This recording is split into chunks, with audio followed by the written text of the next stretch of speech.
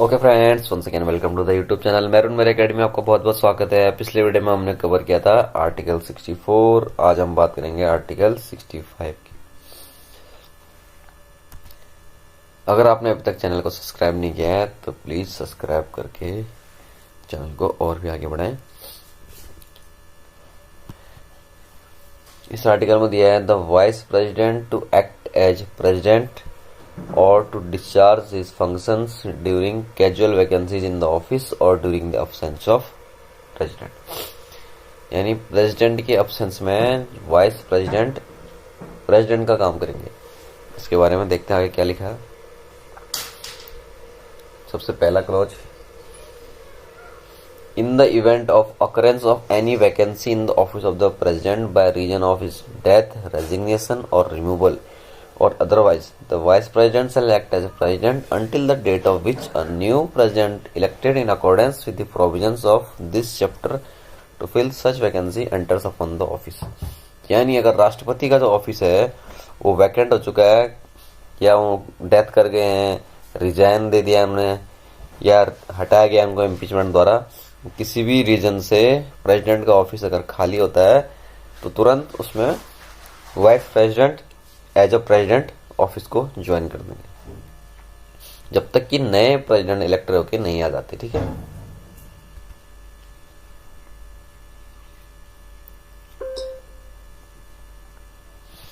राष्ट्रपति की मृत्यु, पद त्याग या पद से हटाए जाने या अन्य कारण से उसके पद में हुई रिक्ति की दशा में उपराष्ट्रपति उस तारीख तक राष्ट्रपति के रूप में कार्य करेगा जिस तारीख को ऐसी रिक्ति को भरने के लिए इस अध्याय के उपबंधों के अनुसार निर्वाचित नया राष्ट्रपति अपना पद ग्रहण करता है। नया राष्ट्रपति आते ही वो उस पद से हट जाएंगे, पर तब तक वो वाइस प्रेसिडेंट जो है, उपराष्ट्रपति जो है, राष्ट्रपति की ऑफिस में एज अ राष्ट्रपति रहेंगे। और राष्ट्रपति का जो चुनाव होगा इस चैप्टर यानी जो यूनियन वाला चैप्टर है उसमें जो राष्ट्रपति के चुनाव के बारे में जो प्रक्रिया बताई है उस प्रक्रिया के अनुसार राष्ट्रपति का चुनाव होगा।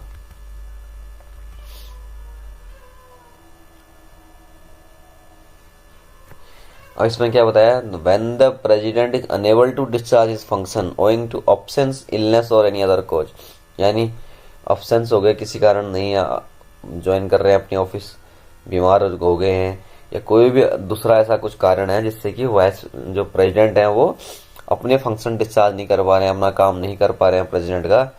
तो प्रेसिडेंट का काम तो इम्पोर्टेंट है, वो साइनिंग अथॉरिटी है, तो वो चेयर कभी खाली नहीं रहती है। तो उस केस में क्या है, वाइस प्रेसिडेंट उनका काम करेंगे। The vice president shall discharge his functions until the date on which the president resumes his duties। अपनी ड्यूटी दोबारा से ज्वाइन करने तक वाइस प्रेसिडेंट उनकी डिस्चार्ज करेंगे अपनी ड्यूटी। ठीक है।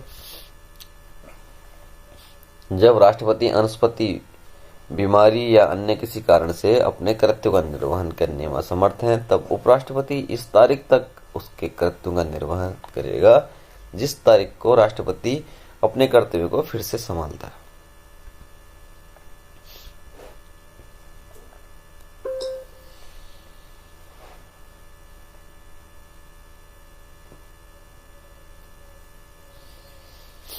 The vice president during and in respect of the period while he is so acting as or discharging the functions of president have all the powers and immunities of the president and be entitled to such emoluments, allowances and privileges as may be determined by the parliament by law until provision in that behalf is so made, such emoluments, allowances and privileges as are specified in the second schedule।